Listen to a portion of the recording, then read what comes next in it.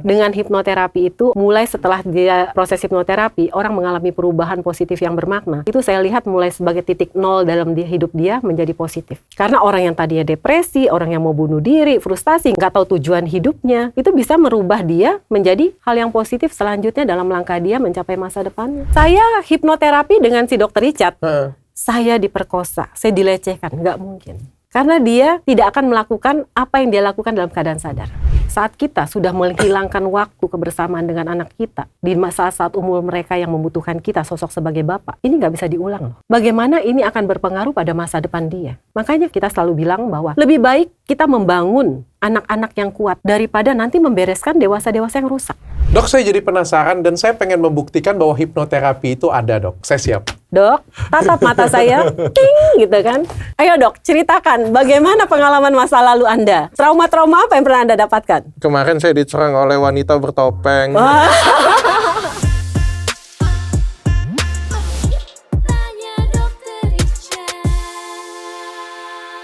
Hari ini saya kedatangan tamu podcast seorang dokter. Dr. Yuliana, CHT. Iya. Selamat sore, Dok. Selamat sore. CHT ini apa, Dok? Certified Hypnotherapist. Oke, seorang hipnoterapis yang sangat terkenal. Saya buat janji dengan beliau 1 bulan. Sesibuk itu, Dr. Yuliana. Iya, sorry, Dok. Karena jadwalnya memang padat dari Senin sampai Sabtu. Bahkan kadang Minggu ikut sibuk juga tuh. Saya ini sebenarnya konsul gratis sebenarnya. Tapi nunggunya memang sampai 1 bulan. Tapi memang sesulit itu, serame itu, atau bagaimana, Dok, sebenarnya? Iya, Dok. Atau kebutuhannya banyak yang stres nih sekarang? Sepertinya ya, masalah mental health tuh sekarang kayaknya sedang lagi banyak-banyaknya nih. Atau sebenarnya dulu juga sudah banyak, tapi karena orang nggak tahu kemana perginya gitu kan. Nah, jadi sekarang ini ya antrian tuh sudah cukup panjang gitu. Oh, serius? Jadi kalau misalnya nih, saya nih ya, pengen daftar nih dengan Dr. Yuliana nih, berapa lama saya bisa ketemu? Kalau menurut admin saya katanya Agustus sekarang. Agustus. Iya. Iya. Dok, saya keburu bunuh diri, Dok. Nah itu makanya kadang-kadang tolong dong Mbak, misalnya yang urgent gitu ya. Kadang-kadang Dok ini kasusnya begini. Kadang-kadang hari Minggu saya juga saya kasih buat mereka gitu. Kalau sampai kasus seperti itu. Berarti sepadat itu, Dok, ya? Sepadat itu. Berarti saya beruntung sekali hari ini. Bukan saya yang ngantri, Dr. Yuliana yang datang. Selama ini, Dok, saya mikirnya, ini dokter siapa sih? Dari tim saya. Kan dari tim ya, Dok, ya, saya kata. Dari tim ya. Ini Dr. Yuliana sudah disetting ya, Dok, ya, bulan depan. Ini dokter siapa? Ini sombong banget. Yang ngundang gue bisa dia tolak bulan depan. Enggak begitu. Ternyata memang sepadat itu, padat Dok, begitu. ya? Maka tadi juga telat kan, Dok? Saya terima kasih, Dok, sudah datang. Saya terima kasih juga. Tapi saya pengen belajar nih, Dok. Hipnoterapi itu seperti apa? Hipnoterapi itu adalah terapi yang diberikan dalam keadaan hipnosis, Dok. Oke. Hipnosis itu apa? Gitu kan. Sama kayak uya-kuya? Ya, mirip-mirip. Tapi itu kan buat pertunjukan dan hiburan. Oke. Kalau ini untuk terapi. Yang dilakukan uya-kuya itu real atau tidak? Wah, saya nggak tahu ya, Dok. Tapi itu bisa dilakukan seperti itu? Iya, bisa. Dengan kalau orang mengetahui teknik-teknik untuk hipnosis, orang bisa melakukan itu, bisa. Jadi sama kayak di film-film yang tidur, terus dia bertanya kayak gitu, punya kamu masuk ke mimpi kamu lebih dalam, kamu coba lihat seperti itu. Seperti itu? Iya, jadi gini. Hipnosis itu apa dulu kita harus tahu. Hipnosis itu adalah pikiran sadar kita itu rileks. Bukan tidur, tapi rileks. Jadi gelombang itu diturunkan. Nah setelah itu, fokus dan konsentrasi dia dalam keadaan hipnosis itu meningkat. Jadi dia mudah menerima sugesti-sugesti yang kita berikan. Tapi faktor kritis dan analisa dia menurun. Sehingga dia nggak mikir, ini harusnya nggak boleh gini dong, harusnya gini. Enggak. Jadi dia mudah menerima apa yang kita berikan pada dia, pemahaman-pemahaman positif yang kita berikan. Makanya nggak boleh salah tuh kasih masukannya. Oh, berarti bisa dilakukan untuk kejahatan, bisa dilakukan untuk pengobatan dong berarti? Iya bisa aja kalau orang mau salah gunakan, ya kan? Tapi kan kita buat terapi. Jadi dalam keadaan hipnosis ini, kita membawa pasien untuk regresi. Regresi itu membawa mundur kepada peristiwa-peristiwa yang menimbulkan dia trauma, Dok. Jadi ada yang mundur ke past life, ada yang dalam rahim mamanya, ada yang dalam masa balita dan remaja, seperti itu. Misalnya kena pukul orang tua atau kena marah orang tua, tersakitin. Yes. Atau misalnya diselingkuhin pacar, tersakitin.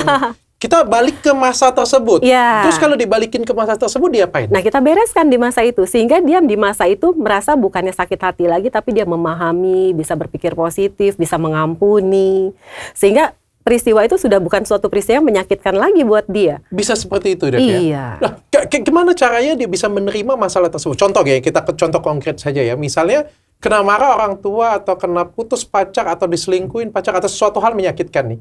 Anggap hipnosisnya sudah balik nih, bisa balik ke masa tersebut, mengingat masa tersebut. Apa yang dokter lakukan supaya dia bisa menerima keadaan tersebut? Kita memberikan pemahaman-pemahaman positif buat dia. Kita membuat dia berpikir tuh secara positif. Kalau dulu itu kan pemahaman dia sebagai anak kecil kadang-kadang ya. Kalau anak kecil itu kan berpikir sesuai dengan cara berpikir anak-anak yang hanya taunya, orang tua saya itu jahat loh, orang tua saya itu kejam loh. Tapi kita bagaimana dengan kebijaksanaan kita memberikan pada dia bahwa papa itu saat itu misalnya sedang capek, sedang stres, sehingga papa bisa marah sama kamu, seperti itu. Jadi dia mudah mengerti, memahami papanya. Oke. Dan kita bawa dia untuk bisa mengampuni orang yang melukai dia tersebut. Oke, dibawa unsur positifnya sehingga beban obstacle itu hilang dalam. Iya. Sehingga trauma luka pada dia, oh iya ya, ya. Kadang-kadang dia menyadari juga di masa dewasa, dia bilang, saya mengerti sih dok, papa saya sebenarnya begitu tuh karena sesuatu gitu kan. Tapi begitu dimundurin, dia masih menangis, berarti dia masih luka. Nah, tujuannya dengan regresi itu, dia dikembalikan kepada peristiwa trauma itu dan dibereskan di saat itu. Jadi bukan dalam pikiran sadarnya, tapi di bawah sadar dia. Oke. Sehingga karena yang mempengaruhi dia sekarang ini menjadi pribadi seperti apa, itu kan semua memori yang ada di alam bawah sadar. Dok, ini kemampuan, ini sihir, atau ini ilmu pengetahuan? Iya, ilmu pengetahuan, bukan sihir lah. Saya nggak bisa sih, makanya ya, banyak orang nggak tahu hipnoterapi, ada yang bilang kan, jangan-jangan itu praktek supranatural. Iya, ilmu indera keenamnya Dokter Yuliana. Iya, ada dok, kadang pasien datang, dok mana alatnya? Alat apa? Saya bilang, itu yang kayak apa bandul, atau lampu-lampu, atau lilin. Enggak, saya bilang saya nggak pakai sama sekali. Seperti itu. Obat-obatan pun kita nggak pakai. Oke. Iya. Jadi kita pakainya apa dok? Ya itu, cara hipnosis dengan memberikan sugesti-sugesti positif, mengajak pasien membereskan trauma-trauma di masa lalunya yang bikin dia luka sebagai inner child itu. Oke, saya tertarik. Nanti saya coba boleh ya dok? Boleh ya? dong. Tapi kita bahas lebih lengkap dulu ya. Iya. Jadi pasien seperti apa yang datang ke tempat Dokter Yuliana sehingga Dokter Yuliana sangat sibuk sekali? Banyak sekali dok, dari yang masak anak-anak kecil sampai anak yang lansia, itu mereka datang dengan membawa berbagai macam permasalahan dari anak-anak yang karena efek pertengkaran orang tua, kekerasan orang tua, perceraian orang tua, perselingkuhan orang tua, sehingga dia membuat seperti apa, sampai dengan remaja yang merasa ditinggalkan pacar atau sebagainya, sampai lansia yang masih membawa luka pada masa anak-anaknya loh. Oke, tapi kalau datang dengan dokter, gejala yang mereka punya itu apa sebenarnya? Berbagai macam. Contoh nih, misalnya anak yang merasa, misalnya dalam kasus pekerjaan deh gitu ya. Misalnya dok, saya ini setiap pindah kemana aja gitu ya, saya selalu merasa kayaknya orang-orang nggak pernah menghargai saya dok. Oke. Rasanya mereka itu selalu menjauhkan saya dianggap nggak mampu lah, nggak seperti mereka lah, seperti itu. Itu nggak hanya di tempat satu pekerjaan, tapi di berbagai tempat dia pindah-pindah mengalami seperti itu juga. Seperti itu. Masa iya sih di tempat-tempat semua tidak menghargai dia gitu kan. Padahal dia nggak ada sesuatu yang kekurangan kok pada dia. Ternyata begitu kita cari traumanya apa, kita regresi, di masa kecil, kehidupan orang tuanya ini emang susah. Secara ekonomi, dia ada di bawah. Sehingga dia dari kecil ini sering mengalami trauma, dia tidak pernah dihargai sama saudara-saudara. Dari keluarga papa maupun mama. Teman-teman juga begitu. Tapi itu kan pikiran anak kecil, dia nggak dihargai karena dia merasa mungkin sudah minder duluan. Jadi setiap apapun yang saudaranya ngomong atau teman-temannya ngomong, dia merasa karena saya orang miskin, karena saya nggak punya apa-apa. Oke, tidak percaya diri. Tidak percaya diri, tidak merasa dihargai. Nah ini luka anak kecil yang seperti ini, dia bawa terus sampai masa dewasanya, sampai dia bekerja, sehingga dia tuh kepada teman itu nggak ada rasa relasi itu nggak bisa baik. Karena dia selalu berpikir negatif kepada orang. Bahwa kayaknya orang ini kayaknya nggak suka dia sama saya. Karena sudah terbiasa di masa kecil dia dilakukan itu pada orang-orang sekitarnya. Oke. Nah setelah dibereskan, ya udah dia kembali percaya dirinya. Oke, dan itu memperbaikin relasi. Iya. Kalau pasien paling banyak, Dok? Paling banyak itu marah biasanya. Oh. Jadi pasien, kenapa ya dok? Saya sulit mengendalikan Amarah. Regulasi emosi saya sangat buruk. Nah itu kenapa? Banyak sekali juga penyebabnya, bukan hanya satu penyebab. Bisa berbagai macam, dari berbagai orang tuh beda-beda. Oke. Jadi ada orang yang dimana dia dibawa mundur, dia merasakan saat kecil, dia ini selalu diberikan kekerasan fisik sama mamanya. Jadi mamanya itu bisa marah sama dia, bisa mukul dia, nendang dia. Bahkan kalau salah dia harus bersujud di hadapan mamanya, sampai seperti itu. Itu menimbulkan luka ya? Iya dong, pada Teknik anak-anak. pendidikan seperti itu bisa menimbulkan luka. Pola asuh itu sangat berpengaruh. Makanya itu pola asuh sangat penting. Nah, luka pada dia, anak ini yang nggak bisa apa-apa dulu masih kecil kan, dia terima aja dong apa yang mamanya lakukan. Nah, itu dia bawa sampai masa dewasanya. Sehingga dia mudah ke-trigger dengan hal-hal kecil menjadi marah. Oke. Apalagi sudah berkeluarga. Biasanya yang menjadi sasaran siapa? Istri, anak. Yes, pasangan dan anak-anak. Oke, berarti hampir semua orang yang KDRT itu punya rasa tersakiti tersendiri sebenarnya, yang dilampiaskan dengan keluarga kita. Banyakan begitu, dok. Kebanyakan begitu. Dok, kalau selingkuh, dok, itu sebenarnya penyakit genetik atau bagaimana? Ya, sebenarnya bukan penyakit, bukan genetik, tapi itu kan pilihan ya. Pilihan bagaimana orang bisa berselingkuh. Tapi sebenarnya banyak faktor. Contoh misalnya yang berselingkuh pria kebanyakan dong. Dokter nggak update. Oh, nggak update ya? Iya. Sekarang anak-anak muda dok, yang SMA, kuliah-kuliah, yang banyak selingkuh tuh ceweknya dok. Gitu ya? Iya. Oh, nah ya tuh perselingkuhan ya. Jadi kebanyakan, misalnya seseorang ini kenapa sih kok mudah sekali berselingkuh? Pada umumnya bisa laki-laki ya. Laki-laki ini biasanya pada orang yang nggak tegaan, dimintain tolong mudah sekali menolong. Orang sedikit memuji langsung jatuh hati, seperti itu. Orang yang rasanya dimintain sering di tempat curhat gitu ya, langsung kayaknya dia baper. Nah itu memudahkan dia untuk menjalin perselingkuhan. Apalagi ditambah di rumah dengan keadaan istri tidak baik. Iya, istri yang nggak bisa memberikan yang baik, relasi mereka tidak baik, dengan anak-anak tidak baik.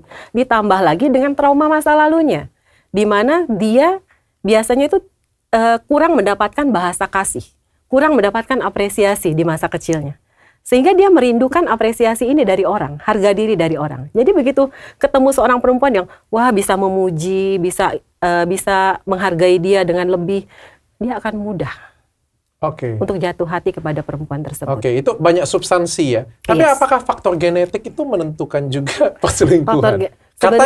Katanya ada studi ya, katanya yang menyatakan katanya. Sebenarnya begini kalau menurut saya ya.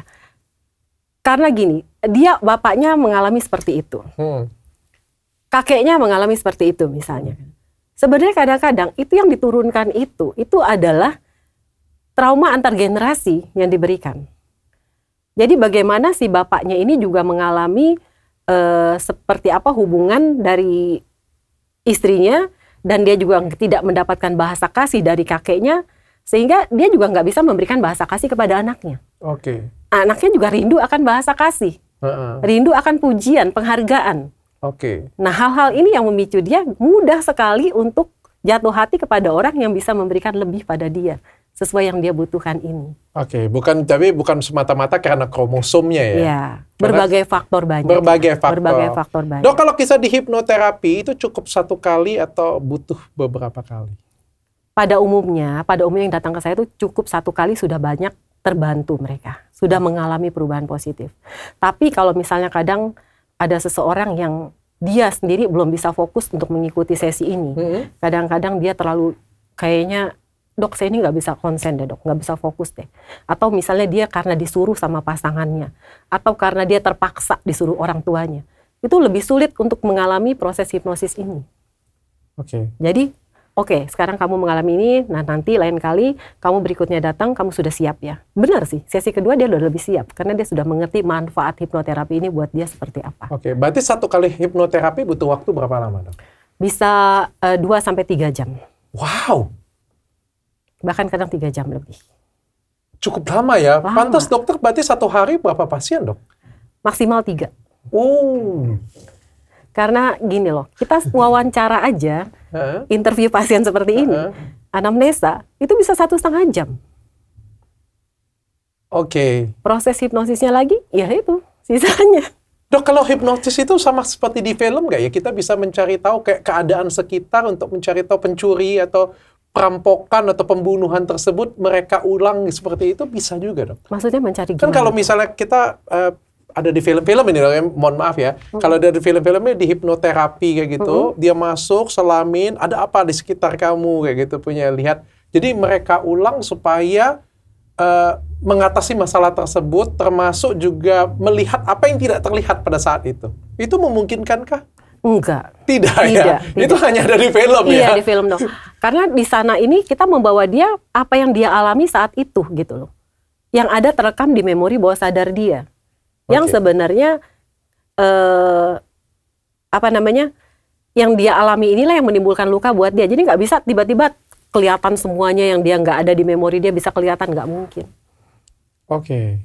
Dok, hipnoterapi ini bisa dipelajari? Bisa dong. Semua bisa dipelajari? Bisa dipelajari. Apakah kalau misalnya kayak Agus Buntung itu mempunyai ilmu hipnoterapi juga, Dok? Nah, itu saya nggak mengikuti kasus Agus Buntung loh. Nah, itu kasus apa ya dia sebenarnya ya? Ya, saya juga nggak begitu ngikutin, tapi itu seorang disabilitas yang nggak punya tangan, yang dituduh memanipulasi, memperkosa, melakukan pelecehan seksual ke banyak wanita. Sedangkan kita tahu ya, memperkosa kan, untuk buka celana aja kan kita butuh tangan ya, Dok ya. Ini kan dia tidak mempunyai tangan sama sekali. Terus bagaimanapun juga kalau pengen memperkosa cewek, pasangan kayak gitu kan, harus bukain celananya, harus bukain baju ya. Setahu saya baju itu ada kancing ya, nggak mungkin buka, Iya, terbuka ya kayak gitu ya. iya. Sehingga kan ini kan agak aneh, Dok. Kayak gimana ceritanya kita bisa ajak cewek ke hotel, sampai di hotel, kita bisa buka pakaian dia, buka celana dia, kita juga bisa buka pakaian dan celana kita, dan melakukan hubungan. Sedangkan cewek tersebut itu lengkap. Tangannya lengkap, kakinya lengkap. Kalau sampai di sini saja ceritanya, menurut dokter, apa ini yang dimiliki oleh Jadi, seorang Agus? menurut Dr. Richard, mungkin apakah dia dengan hipnosis ini dia bisa menguasai perempuan itu gitu kan? Ini masih sebuah misteri sebenarnya. Saya juga nggak terlalu ngikutin ya, Dok. Cuma gini, Dok, dalam hipnosis ya, proses hipnosis ya, jika pasien tidak mau melakukan sesuatu dalam keadaan sadar, dalam keadaan rileks seperti itu, dalam keadaan hipnosis, dia juga tidak akan melakukan. Jadi nggak mungkin tuh misalnya, saya hipnoterapi dengan si Dr. Richard, saya diperkosa, saya dilecehkan, nggak mungkin. Karena dia tidak akan melakukan apa yang dia lakukan dalam keadaan sadar. Contohnya dokter hipnoterapi saya, terus dokter bilang pindahkan uangmu 100 miliar ke rekening saya. Hipnoterapi bukan begitu. Walaupun dokter mau seperti itu dan buat seperti itu ke saya nggak bisa. Enggak. Dalam keadaan hipnoterapi saya nggak pernah begitu tahu cara begitu ya. Tapi saya selalu memberikan hanya terapi sugesti positif. Walaupun dokter mau dan tapi nggak bisa. Mungkin bisa ya, tapi saya nggak pernah. Bisa, Dok. Nggak pernah ada kasus seperti Kalau itu. bisa saya mau belajar, Dok. Nggak ada. Tidak bisa, mungkin. Ya? Atau dokter misalnya bilang buka celana kamu. Nggak mungkin. Karena kan saya bilang, apa yang dia tidak mau lakukan dalam keadaan sadar, dia tidak akan melakukannya di dalam keadaan hipnoterapi. Oh, apa yang tidak mau dilakukannya dalam keadaan sadar, apalagi dia nggak akan pernah mau melakukan dalam keadaan hipnosis. Jadi makanya nggak mungkin orang bilang saya dilecehkan dalam keadaan hipnosis, nggak mungkin.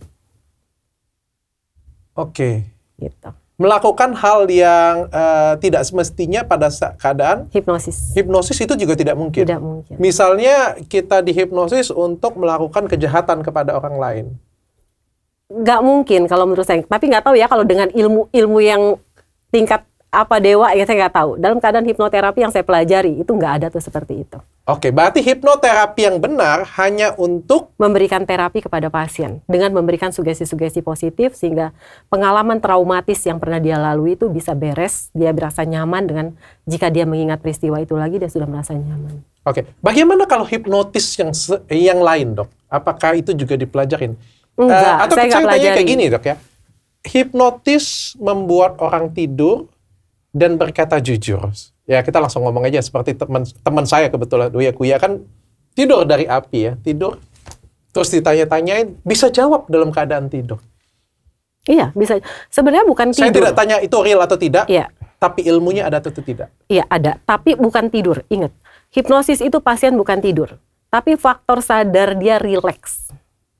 Oh, itu ada berarti. Iya, jadi gelombang dia itu dari kesadaran beta itu turun ke bawah. Tapi Dan dia bisa mengeluarkan apa yang menjadi memori dia tanpa dipikir-pikir, dianalisa. Oke.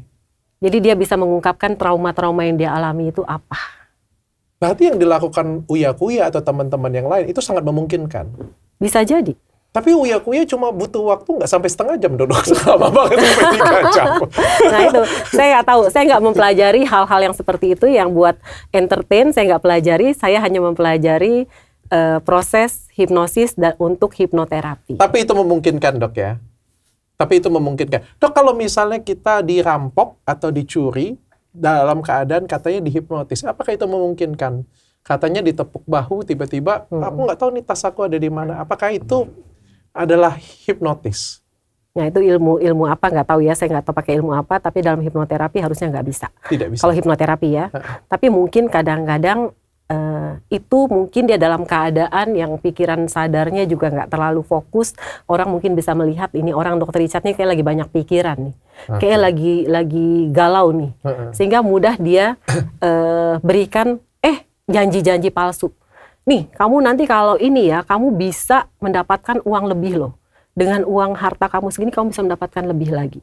Sehingga orang ini mudah terbuai, mudah terbujuk oleh si hipnotis tersebut. Sehingga dia bisa memberikan itu karena dalam keadaan dia yang sedang kesadarannya nggak terlalu baik. Oke, dimanipulasi ya. Yes. Mungkin bahasa seperti simpelnya itu, ya. mungkin ya. Berarti manipulasi itu adalah salah satu kayak bagian dari hipnoterapi juga ya, yang dipetik. Enggak, kita nggak tahu pelajaran manipulasi seperti itu.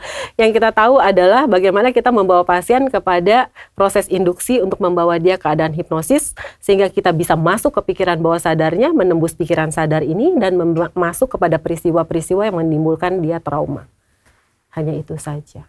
Oke. Kalau anak Gen Z zaman sekarang masalah yang paling sering apa, Dok? Gen Z zaman sekarang banyak banget, sampai mau bunuh diri aja banyak. Oh ya? Iya. Dari yang masalah ringan, nggak fokus lah di belajar, nggak punya semangat dalam belajar, nggak tahu tujuan hidup, saya mau ngapain, nggak tahu, Dok. Seperti itu. Kenapa? Jadi ada suatu anak, dia merasa capek hidup. Saya capek hidup, Dok, sekitar 22 tahun. Lah kenapa kamu capek hidup? Dari kecil, Dok, mama itu selalu marah-marah sama saya. Mulut saya dicabein lah, saya dipukul dengan berbagai macam benda lah. Bahkan sampai mama itu bilangin saya anak sialan, seperti itu. Anak anjing, atau dan sebagian dengan kata-kata kasar. Sehingga si anak ini merasa diri dia ini tidak berharga.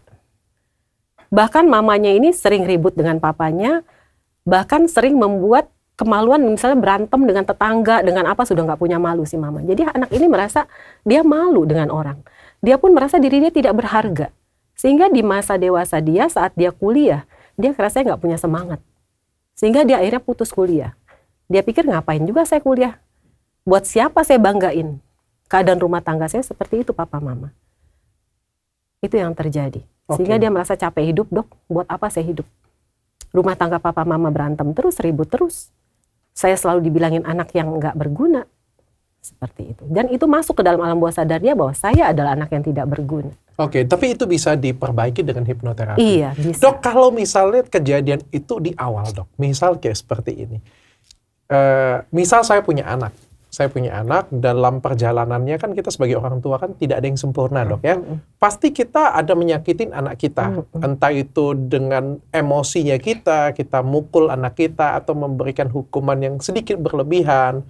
atau kita menunjukkan kemarahan kita yang berlebihan, atau juga kita menunjukkan kesalahan kita yang lain. Yang kita sudah lihat nih, wah sepertinya ini sedikit membekas nih sudah pada mulai nih rasanya. anak. Ya agak membekas nih pada dia nih ya. Tapi kan kita tidak ingin waktu dia tumbuh nanti besarnya terluka. Yes. Ini baru ini, belum 1 tahun, baru beberapa bulan nih. Bagaimana cara kita mengobatin anak tersebut agar tidak menjadi luka jangka panjang? Karena saya pikir semua orang tua pasti pernah melakukan hal tersebut. Mana ada orang tua yang sempurna? Nikita Willy sekalipun yang katanya sempurna, gitu ya. Ya pasti ada-ada saja ya. Kalau kita mau cari traumanya, pasti ada-ada saja ya kayak gitu ya. Tapi kita sadar nih, oh kita hilaf, kita salah. Apa yang harus kita lakukan sehingga tidak jadi trauma? Benar Dr. Richard. Trauma yang dialami seorang anak dari dia masih kecil, bahkan dalam kandungan mamanya, itu emosi-emosi dari mamanya aja bisa dia serap 0-3 tahun dan mempengaruhi diri dia. Apalagi dia sudah lahir dan kita berikan kekerasan pada dia, karena banyak sekali anak yang baru mulai bisa makan tapi makannya sulit. Mamanya itu banyak sekali yang datang, dok saya menyesal karena anak saya itu nggak mau makan sehingga berat badannya turun, saya khawatir dong dok. Sehingga saya jejelin, saya makan sampai saya lempar makanan itu ke muka dia. Dan anak ini menjadi luka di masa besarnya pasti itu, karena itu akan terakumulasi terus. Nah makanya si mama kan dibereskan. Kenapa sih mama ini bisa mengalami kemarahan yang sampai meledak-ledak, nggak sadar bahwa ini anak kecil. Ternyata dia pernah mengalami kekerasan fisik dan verbal dari orang tuanya yang dia bawa sampai dewasa dan dia berikan pada anak ini. Nah kalau sudah sampai terjadi seperti ini, apa yang kita lakukan? Pertama-tama ya pasti minta maaf dulu sama dia. Secepatnya kita peluk dia, kita minta maaf. Oke. Kita jelaskan pada dia, maksud mama tuh tadi kenapa sih? Kenapa sih mama bisa seperti itu? Tujuannya apa sih? Nah terus, nggak hanya itu aja sampai di situ. Tapi kita bikin supaya anak ini merasa nyaman, aman deket kita. Sehingga anak ini nggak menimbulkan luka yang baru. Nah setelah minta maaf, setelah menjelaskan, setelah bisa bikin relasi yang baik dengan anak, jangan diulangin. Oke. Kalau diulangin lagi ya nggak ada gunanya minta maaf saat ini. Anaknya bilang, ya mama kemarin minta maaf, hari ini begini lagi. Nah kalau salah kita rasanya sudah melakukan itu pada anak, sudah menyesali, tapi kita ulangin terus. Berarti ada sesuatu pada kita yang harus dibereskan. Kitanya yang harus dibereskan supaya nggak mengorbankan anak kita. Karena orang yang terluka akan menimbulkan luka buat orang lain. Berarti ada suatu luka yang kita bawa dari masa kecil kita. Kita bawa regresi, kita bereskan, cari tenaga profesional yang bisa bantu untuk membereskan luka kita. Oke. Dok, saya dari dulu tuh pengen banget sebenarnya datang ke psikiater, psikolog seperti itu ya. Karena saya sadar dok, atau saya pengen banget podcast dengan psikiater dan psikolog. Menurut saya, semua manusia yang ada di dunia ini pasti punya beban hidup. Ya benar ya dok ya. Betul banget. Dan semua manusia yang ada di dunia, koreksi saya kalau saya salah dok ya, pasti pernah pengen mengakhiri hidup. Entah semua manusia pengen mengakhiri hidup. Iya paling enggak itu pernah 1 kali atau 1 detik atau 1 hari ya pernah berpikir rasanya itu pengen mengakhiri hidup. Apakah itu benar dok? Kalau dibilang semua, generalisasi untuk bahwa semua pernah mengalami pengen mengakhiri hidup. Ya. Kalau menurut saya sih enggak juga sih. Enggak juga dok? Enggak. Banyak juga yang datang kepada saya dengan masalah mental, saya tanya pernah nggak niat bunuh diri atau enggak sih, enggak sampai seperti itulah. Niat ya dok ya ini baru ya, bukan bunuh diri beneran. Iya. Karena saya pun juga pernah merasakan seperti itu dok. Ya, tapi menurut saya sih enggak semua lah. Karena trauma orang tuh kan jenisnya beda-beda Dr. Richard. Ada yang dari paling ringan sampai paling berat. Oke. Kalau hanya masalah trauma ringan, ya nggak mungkin dia sampai punya niat mau mengakhiri hidup. Tapi itu hal yang biasa. Biasa. Itu hal yang biasa. Biasalah. Itu bukan gangguan yang berat kan dok? Karena pada orang kan selalu mau lari dari kenyataan. Mau lari dari suatu permasalahan. Mau bebas. Oke. Tapi masalahnya besok nggak lagi berpikir seperti itu. Ya karena dia sudah membereskan masalah itu sudah beres. Atau dia sudah menemukan sesuatu yang baru yang membuat dia bahagia. Iya. Sehingga menutupi itu. Makanya saya selalu bilang sama pasien saya kalau yang berniat bunuh diri. Kamu tahu nggak sih hidup kita ini ada batas umurnya. Bener nggak? Jadi penderitaan yang kita alami dalam hidup ada batasnya nggak sih? Ada. Kecuali kita menyadari bahwa kayaknya hidup kita abadi sehingga penderitaan kita akan abadi, bahagia kita akan abadi. Oke. Tapi kita ada batas umurnya loh. Nah, Seandainya kita tahu ini ada batas umurnya, dan ternyata sebenarnya semua apapun masalah dalam hidup ini ada solusinya. Kalau kita mau melangkah, ya kan? Tapi kebanyakan orang kan nggak tahu ada solusikah untuk masalah saya. Dan rasanya terlalu overthinking bahwa wah ini kayak selamanya akan begini. Padahal kalau dia sampai bunuh diri karena permasalahan ini, semua agama tahu dong, semua agama menolak itu, tidak menerima itu, dan bagaimana kehidupan setelah kematian karena bunuh diri itu kehidupan yang abadi. Dan bagaimana dia mengalami penderitaan yang abadi setelah karena dia mati karena bunuh diri. Nah itu saya yang sadarkan kepada si pasien. Jadi dari kandang macan kamu ke kandang buaya, dan kandang buaya ini diikat sehingga kamu nggak bisa keluar. Lebih baik mana? Lebih baik mana. Sedangkan ini ada batas umurnya. Kalau kita bisa melewati ini dengan hati yang besar dan bisa mengatasi solusinya dengan baik, kita bahkan menerima keabadian kita dengan sukacita, dengan kebahagiaan. Oke. Dok, itu kan berarti kan tadi ada rasa pengen mengakhiri hidup, ada merasa terpuruk, ada merasa jatuh. Itu kan hal yang biasa dalam hidup. Dan disesuaikan dengan permasalahan yang ada. Ini ditambah lagi nih, cewek terutama. Kalau cowok juga bisa kan, nah apalagi cewek ya. Cewek ini kan ada yang namanya dengan hormonal. Hormonal ini nggak ada masalah pun dok, cewek. Ini bisa bad mood. Bener ya dok ya? Cewek itu punya hormonal yang luar biasa karena ada datang bulan, menstruasi, dan lain sebagainya. Nggak ngapa-ngapain dok. Nggak berantem dengan suami, nggak berantem. Ini bukan pengalaman saya, tapi ini ilmu ya dan pengalaman sama-sama sebagai seorang dokter ya. Nggak ngapa-ngapain, nggak disenggol siapa-siapa, nggak ada masalah dok. Kok manyun gitu ya? Iya, sampai sedih nanti nangis sendiri ditanya kenapa, pokoknya sedih aja. Iya. Bahkan beberapa itu sampai berpikir pengen mengakhiri hidup, padahal nggak ada masalah. Kalau menurut saya ya dok ya, kalau udah sampai seperti itu ya, bukan hanya pengaruh hormonal itu dok, pasti selidikin ada apa di dalam kamu, trauma apa yang pernah kamu dapatkan. Karena kalau hormonal biasa nggak mungkin sampai seperti itu juga. Tapi ada sesuatu di dalam sini yang mendorong dia bereskan. Ditambah dengan hormon seperti itu, dia semakin sensitif, semakin dorongan ini membuat dia merasa, kenapa sering nggak sih dok merasakan ada orang yang tiba-tiba, kenapa ya saya nggak apa-apa kok tiba-tiba kayak pengen nangis. Nah itu setelah diselidiki ternyata ada masalah di masa lalunya. Bagaimana dia pernah mengalami kekerasan atau pelecehan seksual. Seperti itu. Orang yang mengalami pelecehan seksual. Jadi ada pasien saya, dia mengalami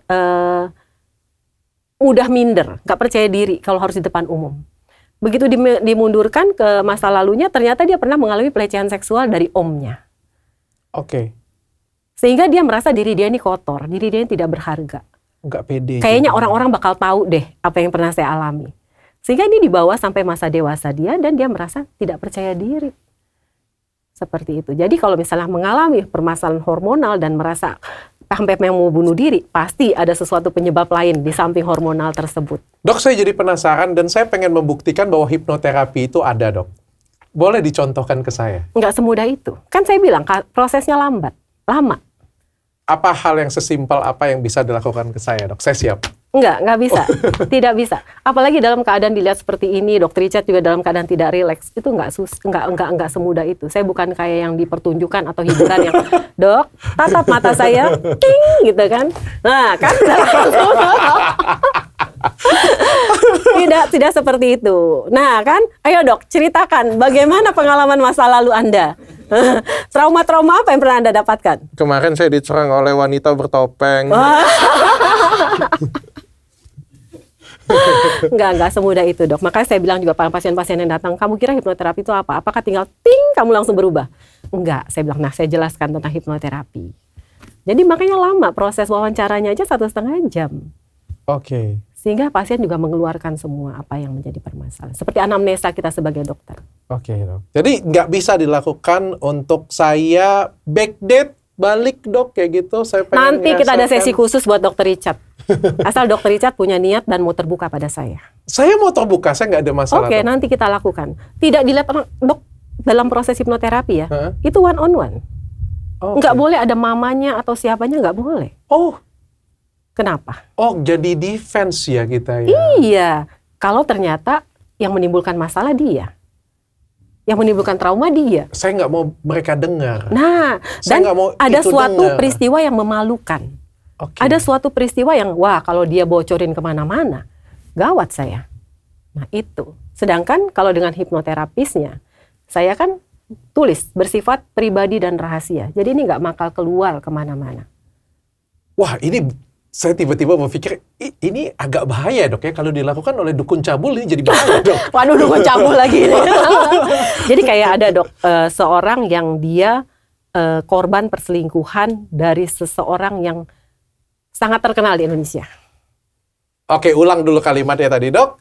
Dia adalah korban perselingkuhan dari seseorang yang sangat terkenal di Indonesia. Oke. Ya, korban dari anak perselingkuhan. Nah, bagaimana sampai dia mau mengakhiri hidup? Bagaimana dia mengalami depresi?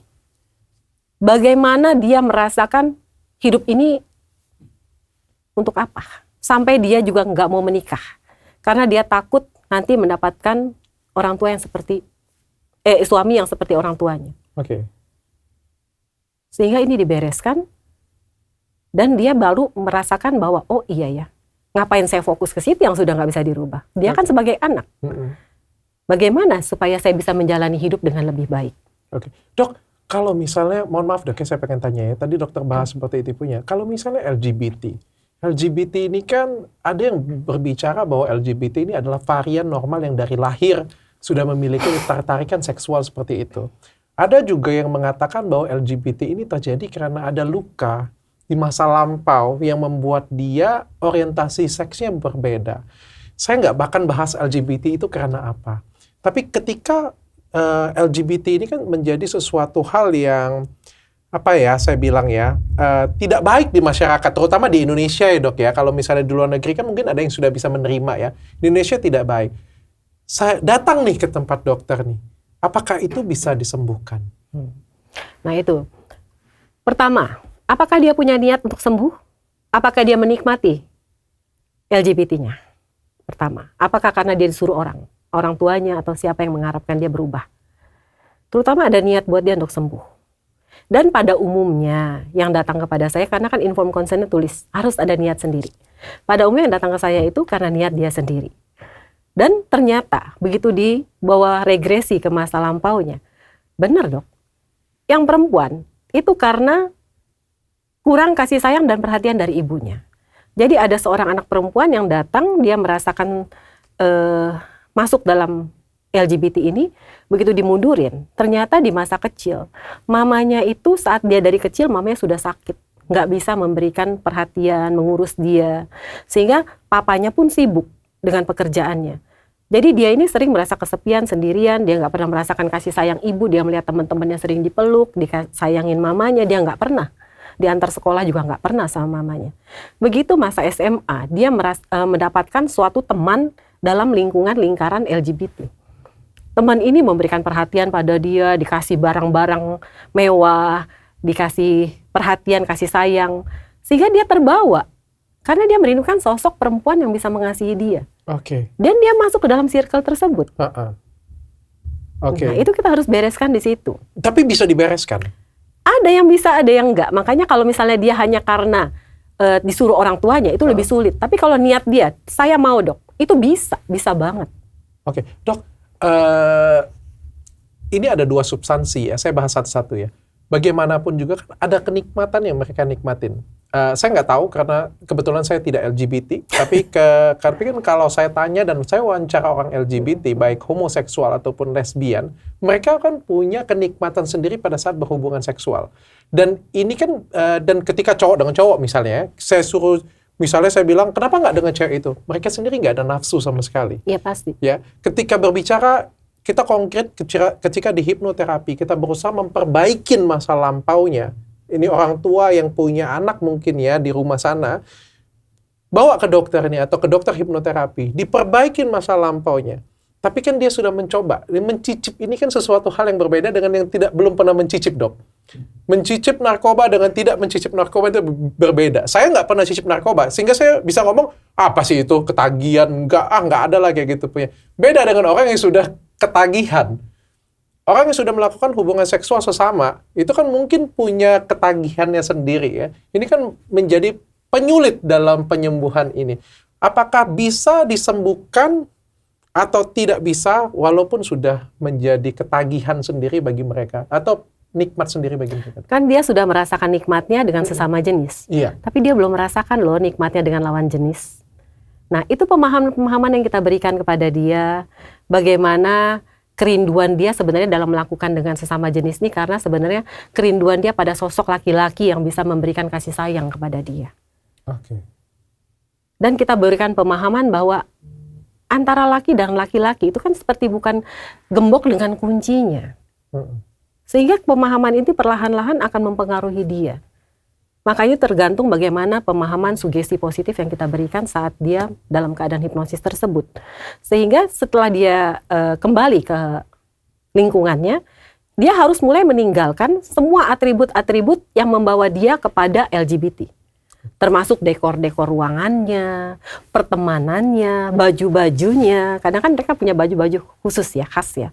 Itu harus mereka tinggalkan kalau emang mereka niat untuk datang dibereskan dan mau niat untuk berubah. Tapi bisa sembuh? Bisa. Dan pernah ada contohnya? Dok? Pernah. Oh, pernah ada contohnya? Iya, Dok? pernah. Dan dia merasa, dok sekarang saya sudah mulai menyukai perempuan.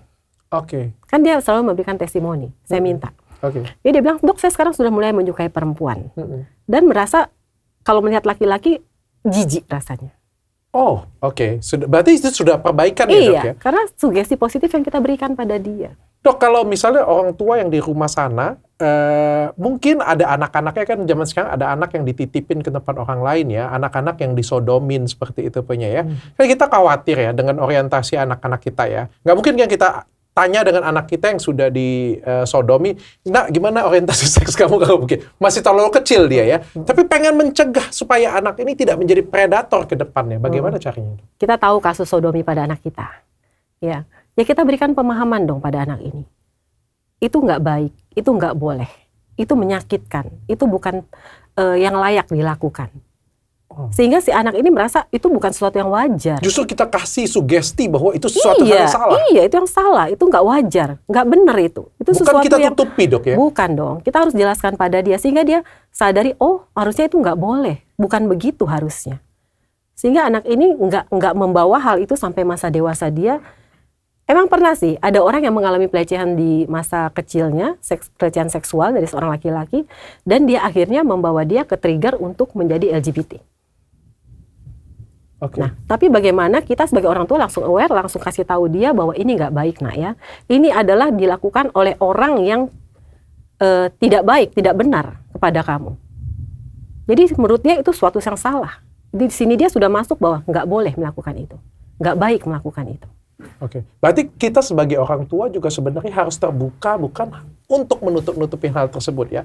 Misalnya anak kita mengalami pelecehan seksual. Entah itu misalnya anak cowok ataupun juga anak cewek terjadi pelecehan seksual kepada dia, sebagai orang tua bukan kita nutupin atau juga membentengi supaya nggak dikasih ilmu, malah kita jelaskan ilmunya. Iya dong, biar supaya dia nggak tahu. jadi trauma. Iya, kita jelaskan. Nggak semua laki-laki seperti ini, nah. Yes. Nggak semua laki-laki suka berselingkuh. Dan bagaimana bahwa ini tidak akan menjadi masalah buat kamu akan baik-baik saja. Si anak merasa nyaman, jadi nggak timbul sampai nggak percaya diri, sampai merasa diri dia kotor, sampai pengen bunuh diri. Enggak, kita harus cepat rangkul dia. Dan bila perlu kita berikan sanksi pada orang yang melakukan itu, sehingga anak ini merasa terpuaskan. Oh, oke. Itu penting ya berarti penting ya? Penting banget. Kita memberikan sanksi kepada seorang pelaku. Kita membela di anak kita. Kita anak ini mendapatkan perlindungan, pembelaan dari orang tuanya. Bukan dibiarkan begitu saja. Saya pernah dengar itu. Kalau enggak orang tuanya nggak membela, dia merasa dia sendirian. Kok orang tua gila, gue mengalami seperti ini sampai seperti ini, orang tua gue tenang-tenang aja, biasa-biasa aja. Oke, saya pernah dengar itu dok. Saya pernah dengar, jadi kalau misalnya seorang anak diperlakukan tidak baik atau diperlakukan sangat buruk, seorang orang tua harus membela, bahkan memberikan hukuman kepada... Tapi bukan berarti dengan misalnya yang anak harusnya bisa diselesaikan sendiri, kita langsung maju, langsung terjun. Ya nggak boleh juga. Oke. Ya yang ada kasus misalnya anak berantem sama temennya, kita langsung terjun ke sana, kita langsung Disuruh berlutut bilang gugup. Seperti itu. Itu traumanya berbeda. Traumanya bapaknya ditangkap akhirnya. Nggak hanya itu, anak yang itu juga menjadi trauma, anak dia juga sebenarnya sudah trauma juga kan. Bahkan nggak menyelesaikan trauma anaknya sebenarnya dengan begitu. Dihadapi dengan dewasa. Yes, kecuali anak ini tidak bisa menyelesaikan masalahnya sendiri, baru kita turun tangan, kita membantu menyelesaikan dengan cara yang aman, yang baik, yang damai. Sehingga anak ini nggak merasakan penyelesaian masalah adalah dengan kekerasan, dengan cara yang salah, yang akan menjadi teladan buat dia saat dia dewasa nanti. Oke, berarti orang tuanya harus dewasa ya, menyelesaikan bijaksana, dengan bijaksana. Bukan dengan masalah yang lain. Ya, bukan menimbulkan masalah yang baru. Akhirnya anak kita bukannya beres dari trauma dia, malah timbul masalah baru lagi yang lebih besar lagi dari itu. Jadi kita harus bijaksana sebagai orang tua. Oke. Jadi, Dok, kalau pasien kesurupan pernah datang ke tempat Enggak, kan nggak boleh kan, harus ada niat dari pasiennya sendiri. Ingat itu, dicatat itu. Pasien kesurupan mana dia punya niat, ya kan? Yang niat saya orang pengen tuanya. tanya, Dok, kalau misalnya hipnoterapi, kurang lebih kalau di Indonesia bayarnya berapa sih, Dok? Nanti tanya adminnya lah, saya juga nggak tahu masalah itu. Tanya ke adminnya. Cuma gini ya, yang paling kita pentingkan di sini bahwa hei orang tua gitu ya, pola asuh itu paling penting dalam kita mau jadi anak kita seperti apa sih, gitu kan. Kan pola asuh itu yang kita tahu ada bersifat otoriter, gitu ya, seperti yang permisif, neglectful, seperti demokratis, seperti itu kan. Nah, yang mana yang terbaik buat yang mana yang terbaik? Apa aja, Dok? Sorry, Dok. Otoriter. Memerintah saja berarti ya. Demokratis, demokratis, kan? Permisif, neglectful. Kita tanya-tanya, kita kasih kesempatan. Ya. Permisif, kita selalu nggak bisa kata menolak. Yang penting anak saya senang, yang penting anak saya nyaman. Memanjakan. Oke, apalagi, Dok? Neglectful. Mengacuhkan. Sehingga anak merasa kesepian. Orang tuanya sibuk sendiri, nggak punya perhatian pada anak. Oke, which one's the best? Menurut Dr. Richard yang mana coba? Saya yang mana? Saya demokratis sepertinya. Ya, jadi kita harus mengajak anak kita untuk bisa berdiskusi. Bisa menempatkan diri kita di posisi anak. Bagaimana perasaan anak kita. Bisa menjelaskan pemahaman-pemahaman positif pada dia. Bisa membantu dia cara meregulasi emosi itu seperti apa. Jadi kita menempatkan diri kita sebagai orang tua ini, orang tua yang dirasakan nyaman buat anak untuk dia bisa curhat. Oke. Sehingga permasalahan apapun yang dia hadapi, dia mudah datang kepada orang tua. Mam, saya punya masalah ini. Pap, saya punya masalah ini. Tapi kalau dari kecil dia melihat papanya angker banget, mama juga angker. Boro-boro saya bisa datang ke mereka. Yang ada saya malah dihakimin. Nambah masalah. Atau saya dinasehatin dengan spiritual sehingga anak menjadi trauma kepada religius. Karena bapaknya terlalu nasihatin, tapi bapaknya sendiri padahal nggak melakukan apa yang dia lakukan. Banyak anak-anak seperti itu. Tapi anak-anak itu yang kita tahu, anak-anak itu memerlukan teladan dari kita orang tua. Bukan cuma kata-kata, bukan tapi cuma teori teladan. Kata-kata. Anak itu peniru ulung. Oke. Kalau kita mau menjadi anak kita seperti apa, nantinya, mulai hari ini kita contohkan teladan pada dia. Oke. Bagaimana cara dia meregulasi emosinya, bagaimana dia bisa punya percaya diri, semangat. Anak-anak seperti ini membutuhkan apa untuk bisa percaya diri dan semangat? Kita harus bisa, setiap anak itu kan unik. Dia memerlukan bahasa kasih yang berbeda-beda urutannya. Yang mana kita tahu ada 5 bahasa kasih itu.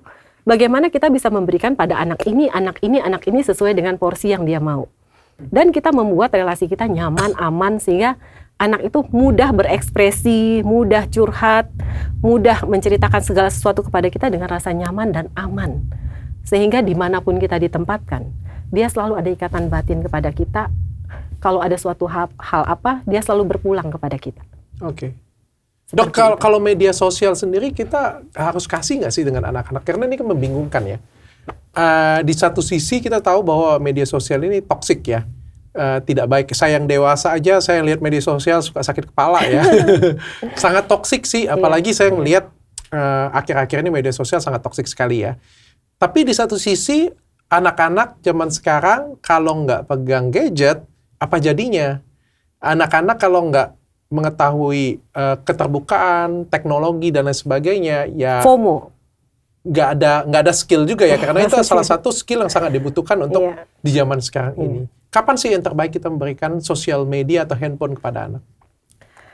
Gini, zaman sekarang sekolah kan emang memerlukan gadget, ya. Semua di mana-mana karena sistem online banyak kan. Jadi kalau emang dia memerlukan itu, ya kita kasih.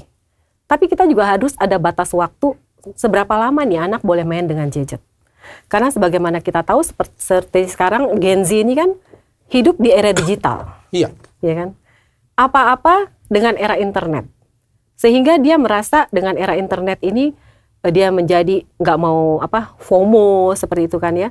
Dia mengalami juga jadinya nggak bisa bersosialisasi karena terlalu aktif dengan medsosnya. Sehingga dia juga nggak bisa berelasi dengan baik dengan orang tuanya. Bahkan ada cyberbullying sehingga membanding-bandingkan juga sehingga membuat dia menjadi depresi, stres karena membandingkan dengan teman-temannya. Padahal kita tahu yang ditampilin orang-orang juga semua yang baik-baiknya saja gitu kan. Apalagi kedua juga eranya dengan digital itu semua instan. Anak-anak sekarang maunya cepat. Sehingga pesan makan aja dengan online aja datang. Apa dengan datang. Sehingga membuat anak-anak ini mau semuanya itu serba mudah, serba gampang. Dan ini akan berdampak kepada dia bagaimana dia akan masuk ke dalam dunia di luar dia. Bagaimana dia sulit untuk berinteraksi dengan orang lain karena dia nggak biasa dari kecilnya. Kalau kita dulu kan masa kecil, wow main bebas banget gitu di alam terbuka. Kalau mereka kan biasa di medsos, kan dia nggak tahu bagaimana cara menghadapi orang ini, bagaimana cara menghadapi orang ini. Sehingga dia mengalami kesulitan. Dan juga anak-anak seperti ini biasanya suka mengalami nggak percaya diri. Kenapa? Karena membanding-bandingkan dengan teman-temannya yang di medsos. Ih kok si dia bisa ini, kok dia begini, saya enggak. Oke. Sehingga membuat anak nggak percaya diri, nggak seperti itu. Kapan terbaiknya kita memberikan teknologi ini? Saat dia emang sudah membutuhkan buat sekolah dia yang emang dia gunakan ini untuk suatu kepentingan, kegunaan yang menunjang emang yang kegiatan mereka disuruh oleh gurunya. Kalau selama itu belum perlu, ya ngapain? Kenapa kita nggak beri quality time yang baik buat anak ini? Bercerita, bermain bersama. Karena itu dibutuhkan. Kadang gini Dr. Richard, ada orang tua yang, dok, saya ini nggak pernah memberikan luka loh pada anak saya. Kita baik-baik aja, saya nggak pernah marah, saya nggak pernah mukul dia. Tapi begitu anak ini diregresi, kenapa? Ternyata anak ini mengalami kesepian di masa kecilnya. Papa sibuk kerja, mama sibuk kerja, dia hanya ditinggal sama mbak. Banyak banget itu. Itu adalah kesedihan, kepahitan tersendiri bagi anak. Yes. Begitu biasanya anak-anak seperti saat dimundurin, dia merasa sendirian, dia lagi bengong, lagi bingung, lagi sendirian di dalam suatu ruangan. Itu selalu seperti itu. Tapi dok, kalau saya perhatikan juga, orang-orang sukses dan orang-orang hebat, itu semuanya datang dari kepahitan. Saya hampir tidak melihat, paling enggak ketika kita orang-orang sukses berbicara di atas panggung ya, semua berbicara bahwa mereka dari masa yang sulit, mereka melewatin persoalan yang sulit untuk menjadi luar biasa. Kalau ini kita berantas habis semuanya dok, anak-anak menjadi bahagia, tidak ada luka, gak ada lagi orang sukses di dunia ini dok. Tergantung dong. Kebetulan aja yang sharing itu di panggung itu adalah orang-orang sukses. Banyak juga orang-orang yang mau bunuh diri belum sharing di depan sana.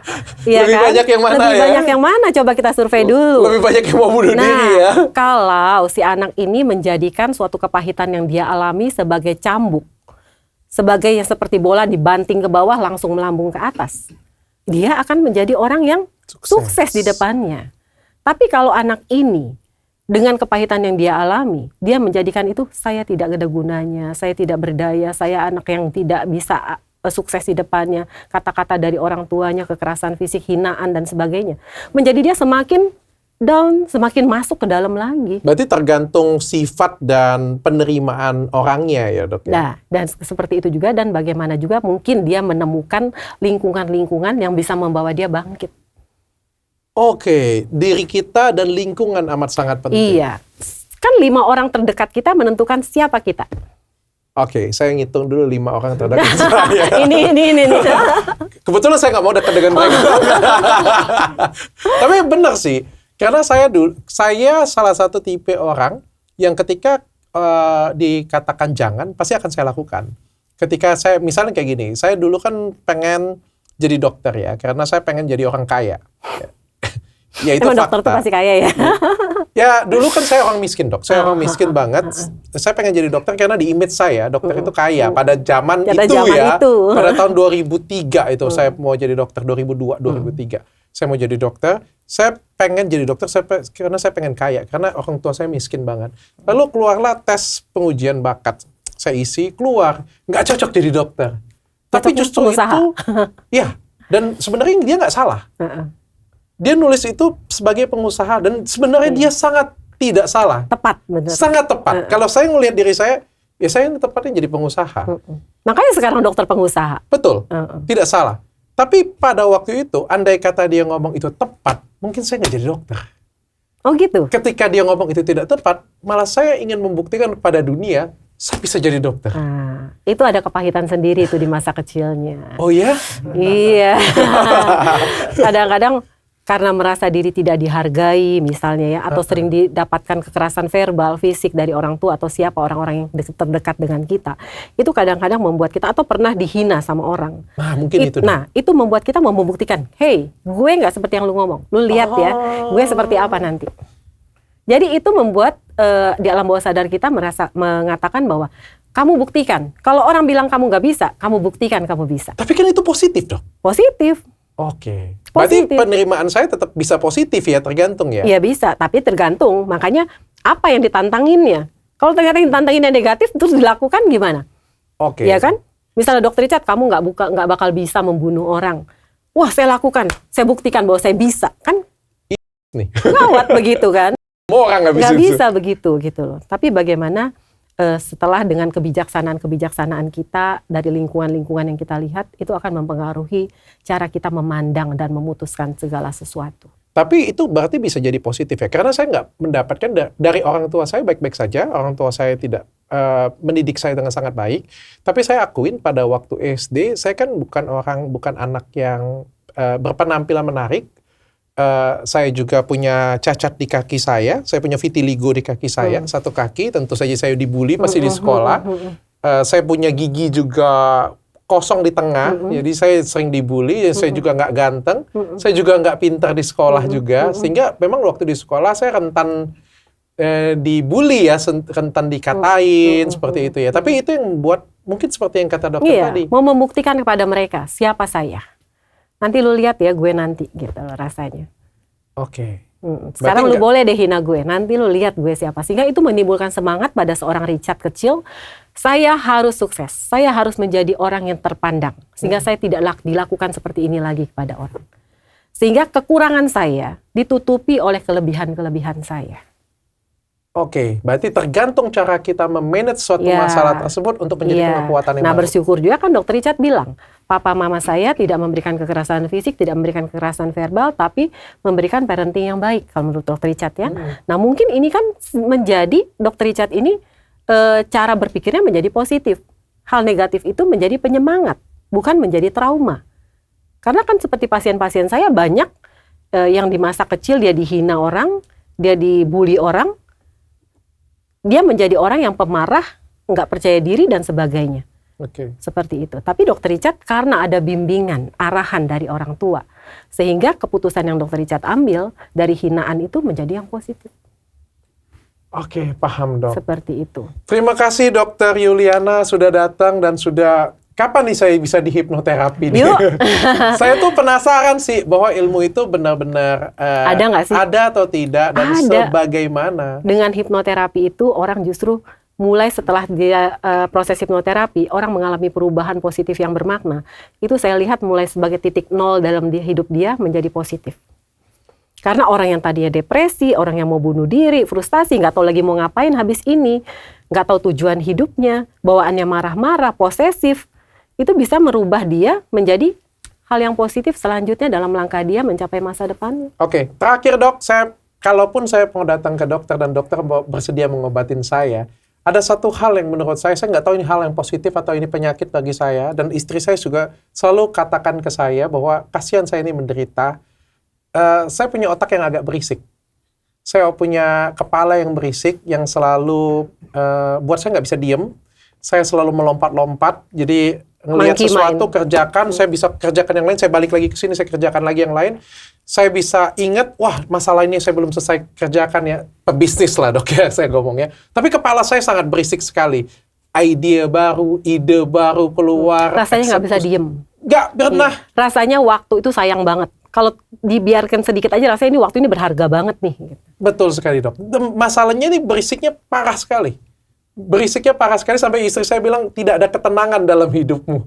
Karena istri saya orangnya tenang sekali. Ada masalah apapun dia bisa. Dan saya pasti akan tahu masalah hidup saya ke depan adalah kalau nggak jantung pasti. Jangan ngomong gitu. Karena kan kita memprediksi ya dari masalah-masalah apa yang saya alamin ya. Kalau nggak jantung, kebetulan papa juga ada sakit jantung. Yang kedua, pasti ke depan itu makin subuh bangun tidurnya karena selalu berpikir masalah. Sakit mah nggak jauh-jauh dari psikosomatik, pasti ke sana. Dan saya sudah tahu nih arahnya ke depan setua nanti apa masalah hidup saya. Tentu kan dari sekarang saya pengen minimize nih. Saya nggak tahu apakah itu masalah, apakah itu bukan masalah, dan apakah itu bisa diobati. Saya kasih contoh deh pasien saya ya. Jadi dia itu sakit GERD. GERD yang nggak sembuh-sembuh. Dia sudah kemana-mana di endoskopi normal katanya gitu. Tapi kok nggak enak terus dok di lambung saya. Nah, keluarganya ngasih tahu, coba deh kamu ke dokter tuh ada yang kasus ini ternyata sembuh, ternyata ada masalah mental. Akhirnya dia karena sudah minum obat capek nggak sembuh-sembuh juga, akhirnya dia datang ke saya. Saya tanya, emang masalah apa? Nggak ada masalah dok. Menurut saya semua baik-baik saja. Tapi nggak tahu kenapa begini. Tapi begitu saya coba wawancara, dilakukan hipnosis, ternyata diri ini sebenarnya merasa capek loh. Saat dia melihat diri dia, sebenarnya dia merasa capek banget. Tiap hari itu saya nggak ada waktu istirahat, nggak bisa me time buat diri saya. Saya selalu mau mencapai sesuatu yang lebih lagi.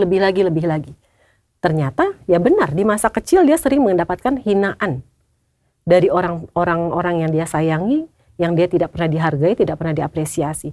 Sehingga sekarang dia mau menunjukkan diri dia, nih saya bisa, saya nggak seperti yang kalian ucapkan, dan itu menimbulkan lelah letih pada dia sebenarnya. Banget sih. Iya, dan saat coba Dr. Richard belajar hening sesaat. Tengok diri di dalam. Sebenarnya apa sih yang Dr. Richard rasakan?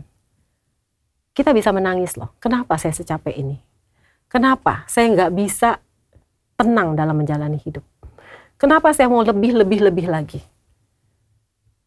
Apalagi kita jadi membuang waktu kita dengan anak-anak. Itu sangat disayangkan. Kita mau cari uang sampai semana sih batasnya? Orang tuh nggak pernah puas.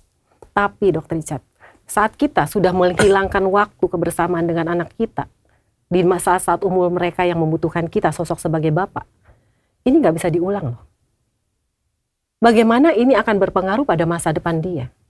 Makanya kita selalu bilang bahwa lebih baik kita membangun anak-anak yang kuat daripada nanti membereskan dewasa-dewasa yang rusak. Itu lebih sulit. Uang yang kita miliki nggak ada artinya, nggak ada gunanya. Oke. Kalau bersyukur uang ini bisa beresin dia. Ada juga yang udah nggak bisa karena dia sendiri sudah menolak, dia sudah cukup nyaman dengan keadaan dia begini dan dia mau papa rasain apa yang sudah papa lakukan kepada saya, sekarang saya ini. Oke. Seperti itu. Tapi dok kalau capek, saya itu capek dok. Tapi dalam 30 hari capeknya 1 hari dok. 29 hari karena tidak dirasakan. Karena tidak dirasakan. Bagaimana cara mengurangi semangat ini? Datang sendiri gimana dok? Mengurangi semangat ini? Ya karena itu ada luka yang di masa lalu yang membuktikan pada orang selalu yang mendorong kita. Di alam bawah sadar selalu mendorong, kamu mau nggak jadi orang yang hebat? Kamu mau nggak? Mau nggak? Kamu mau nggak dihargain lagi sama orang? Kamu mau dihina lagi sama orang? Seperti itu. Itu yang mendorong kita terus-menerus sampai kita rasanya waktu saya adalah untuk cari uang, untuk sukses, sehingga apapun kita lakukan biar orang suatu saat memandang kita seperti apa. Oke. Terima kasih dok. Untuk next time selanjutnya kita langsung hipnoterapi. Berarti bisa ya dok ya? Ya bisa. Kembalikan ya. Karena saya tahu momen-momen seperti itu dok. Dok, banyak penyakit kan 90% kata orang dari penyakit mental ya. Walaupun saya menyukai dok ya. Fase seperti sekian saya sangat menyukai. Tapi tubuh kita ini capek. Yeah. Tubuh kita, organ kita sebagai dokter kan tahu. Yeah. Ada batasnya loh. Tidur berapa jam sehari? Oh lama dok, saya tidur sangat tepat waktu karena saya tahu fisik saya nggak baik. Jadi kalau saya tidak tidur dengan baik, saya tidak bisa bekerja. Jadi saya tidur bukan untuk saya tidur untuk karena sehat. saya tahu besok saya harus bekerja dengan baik. Saya makan tidak pernah bukan mau menikmatin apa yang saya makan. Saya nggak peduli semewah apa itu. Makan untuk hidup. Tapi saya makan untuk saya bisa hidup sehingga saya bisa berkarya lagi. Iya. Itu menurut saya sudah masalah sih sebenarnya dalam hidup saya. Dan istri saya itu, makanya sering kita ngomong ya, karena istri saya sangat berbeda dengan saya. Dia bilang, kamu ini masalah. Lu ini otaknya sangat berisik. Dr. Richard kan tahu tadi, bilang gini, bisa-bisa saya itu sakit jantung. Bisa-bisa mungkin saya stroke gitu kan. Sekarang nih, dengan semua yang Dr. Richard raih, tapi Dr. Richard sendiri belum pernah bisa menikmati semua ini dengan nyaman, dengan enak, dengan bahagia, dengan damai, dengan tenang. Suatu saat, amit-amit nih dok, lagi ngomong aja sakit contoh. Ya? Sakit, meninggal. Itu semua apa yang gunanya yang kita cerai? Ada kata cukup. Ada kata cukup. Dan kita bisa nikmatin itu dengan berkat yang sudah Tuhan berikan ini. Sehingga kita bisa sehat. Nggak hanya fisik kita, tapi mental kita. Apalagi bonusnya adalah anak-anak, bukan bonus, malah itu harus. Kita punya quality time buat istri dan anak-anak kita dengan baik. Sehingga anak-anak tahu loh, keluarga yang harmonis itu seperti apa. Relasi yang baik dengan bapak itu seperti apa. Apalagi anak laki, kalau nggak punya figur bapak. Seperti yang kita bilang tadi, jangan sampai seperti itu. Jadi lebih baik cukup. Bisa nikmati. Hidup dengan tenang. Makanya selalu saya bilang sama pasien-pasien saya, selalu jangan lupa, pegang tangan Tuhan. Kita harus selalu berjalan di jalan Tuhan. Kenapa? Tuhan adalah terang. Saat kita berjalan di jalan terang ini, kita bisa lihat di depan kita ada apa. Apakah lembah, ataukah jurang, ataukah duri, ataukah batu-batuan. Tapi saat kita jauh dari terang ini, kita berjalan dalam kegelapan loh. Kita nggak tahu di depan apa, kita seradak-seruduk aja. Yang penting saya bisa, saya kuat. Tapi kita luka-luka sebenarnya dan kita tidak sadari itu. Oke, terima kasih Dr. Yuliana. Sampai ketemu lagi waktu terapinya. Terima kasih Dr. Richard.